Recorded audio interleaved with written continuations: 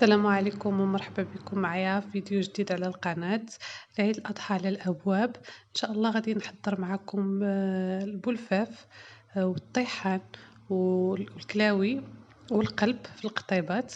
أول حاجة غنبداو بها هي شرمو يعني لاصوص اللي غادي نشرملو فيها القلب والكلاوي والطيحان. غنديرو شوية البصلة، شوية الربيع، شوية ديال الزيت، الملحة، الكمون، زريعة القزبور وشوية ديال السودانية، مع شوية ديال التحميرة. غنفرقوها في 3 ديال الزلايف باش كل حاجة غنديروها بوحدها. غنفرقو ديك يعني شوية شوية من الحاجة في زليفات.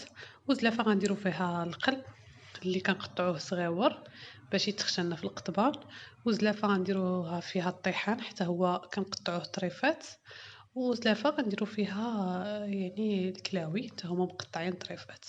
بالنسبة للناس اللي كيبغيو الطيحان يعمروه ولا الكلاوي يشرملوهم يعني في الطويجين ولا هذا، ان شاء الله دابا ندير معكم وصفات اخرى باشكال اخرى كنقدموها. المهم بالنسبه للعيد الكبير الاكثريه الناس كيديروهم هكا قطيبات.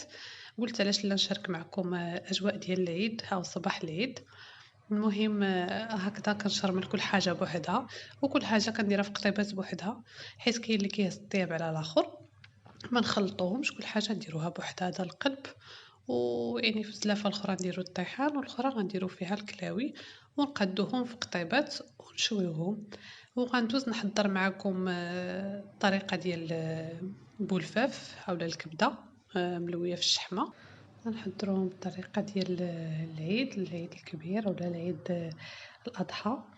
المهم من بعد غتخليكم معايا غتشوفوا هذا الطيحان. المهم انتم شفتوا مراحل، كل واحد كيقدمهم كيف ما بغى بالطريقه اللي بغى، وانا كنشارك معكم يعني الطريقه ديالني في العيد. المهم دابا غادي ندوز الكبده. غادي ناخذ باش نصاوبوا الفاف. اول حاجه كبده كنشدوها، كندوزو عليها الملحه، يعني كندوزو عليها الملحه كامله من القدام ومن اللور باش كتجي بنينه. كنديروها في واحد الشوايه وكنشويوها، يعني كنطيبوها هكاك صحيحه نص طيبه باش كتجينا سهله في التقطاع. كنطيبوها نص طيبه ومن بعد كنقطعوها طريفات كي غتشوفوا معايا في لا فيديو يعني في الصور. من بعد ملي كنقطعوا هذوك الطريفات هكذاك مربعين بحال هكا الشكل اللي صاوبت به، يعني بحال هكذا نيت هاد التقطيع اللي غيتصاوب يعني في القطيبات راكم ديجا كلشي عارف. غادي ندير ليهم ندير الملحه وشويه ديال السودانيه وشويه ديال زريعه القزبور، صافي كنخلطو كلشي مع بعضياتو. كنخلطوه في ديك الكبده اللي ديجا شويناها وقطعناها، يعني شويناها نص شويه يعني نص طيبه، وكنخلطو فيهم كنجيبو الشحمه كنقطعوها طوال خطوطه طوال. انا غنوريكم الطريقه ديال اللي مبتدئين يقطعوها، واللي مولف كيقطعها كيلويها على بعضياتها وكيقطع بالمقص. كيجي سهله هذيك الطريقه بحال شكل الورقه، وكديروها شويه رقيقه يعني رقيقه باش تجينا على قد القطعه ديال الكبده. صافي غادي نلويوهم ونديروهم يعني في قطيبات ونشويوهم يعني في المجمر. غادي نشويوهم في المجمر، وديك الساعه البلفاف ديالنا راه واجد. والناس اللي ما كيبغيوش الشحمه يخليوه هكاك بلا شحمه، يديروهم في قطيبات وياكلوهم بديك الاقامه. وان شاء الله مور بلفاف غادي نحضر معكم يعني الطريقه ديال الكرشه اولا التقليه اولا كل واحد وشنو كيسميها. كاين اللي كيسميها الدواره، المهم كل منطقه وشنو كيسميوها. نخليكم تشوفوا في لا فيديو المراحل ديال الكبده، ومن بعد غادي نرجع نكمل معكم الطريقه ديال يعني ديال الدوار، ونقول لكم حتى الطريقه كيفاش كنقيها.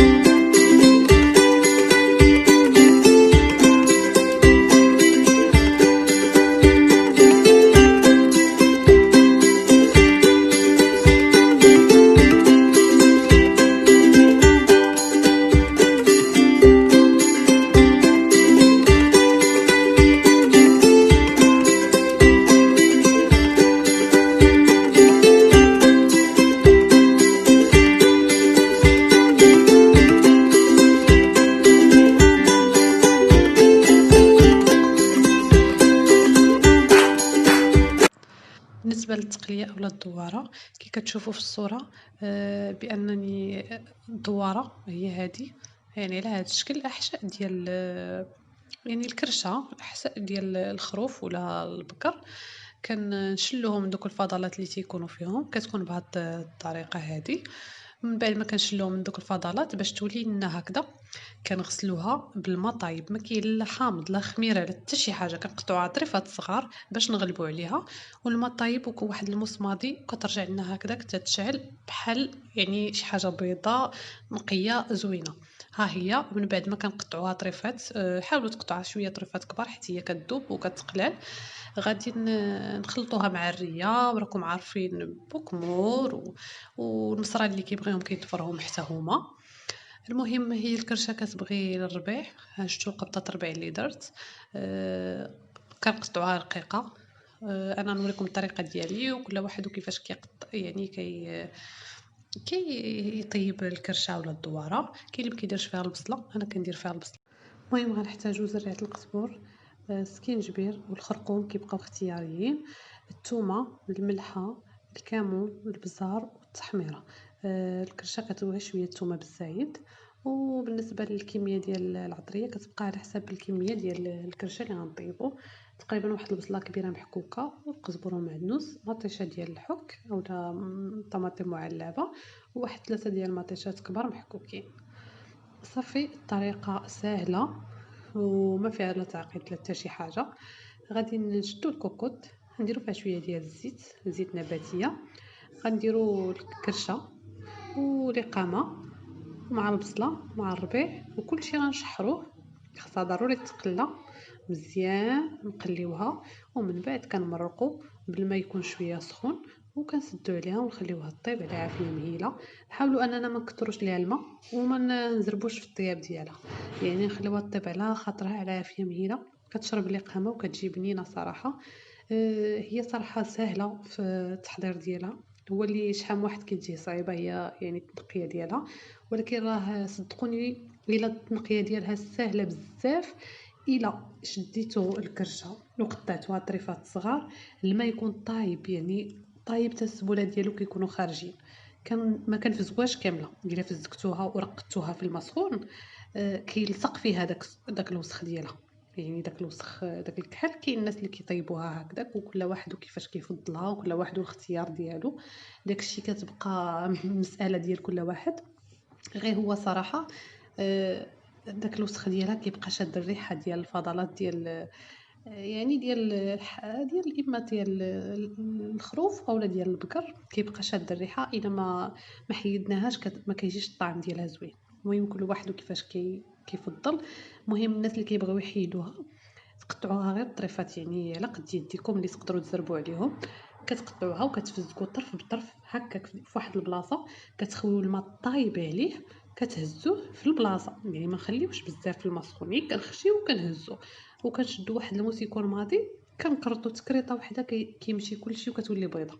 ما تحتاجوا لا خميره اللي كيقولوا خميره الحلوى لا الحامض لا حتى شي حاجه، الماء يكون سخون بزاف وما نفزقوش كلشي في دقه. هذه هي الطريقه.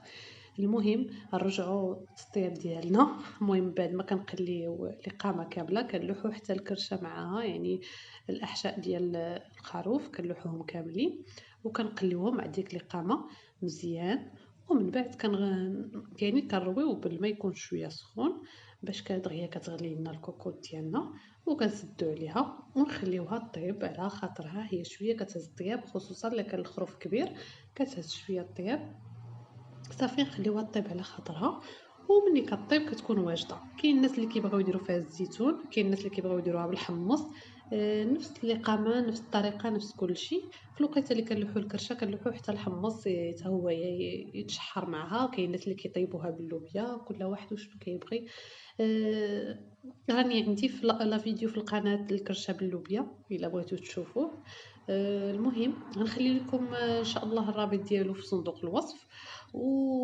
وبالناس اللي بغاو يديروها بالزيتون حتى يعني كنحلو عليها وصافي. ملي كنحلو عليها كتبان لنا طابت كنقلبوها بانت لنا طابت، كنلوحو الزيتون كيطلع فيه الغليه، كنزيدو واحد شويه ديال الزيت البلديه وها كنقدموها. كاين اللي كيبغي يدير طريفة الحامض مصيّر، داكشي كيبقى اختياري.